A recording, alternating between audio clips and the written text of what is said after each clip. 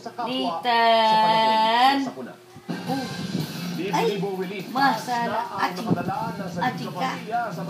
Double na busbusoro nga.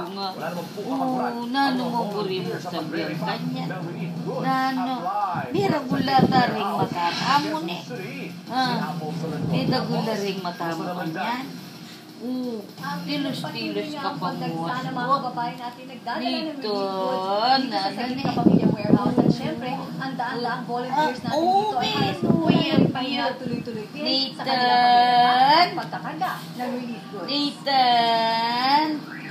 Marinig na reklamo sa mga volunteers na taus-pusong nagsasakripisyo alang-alang daw sa mga kababayang nabiktima ng bagyo. Sa ngayon, nasa 88,000 relief packs na ang naihatid ng Sagip Kapamilya sa mga pinagyong lugar. Para sa mga gusto pang mag-donate, kailangan pa ng Sagip Kapamilya ng pagkain, gaya ng bigas at nudo.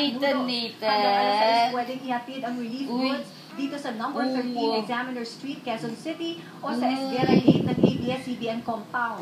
Mula alas 6 ng gabi naman ay tatanggapin ang relief goods sa Sagip Kapamilya Fairview Warehouse sa Regalado Avenue, South Fairview, Quezon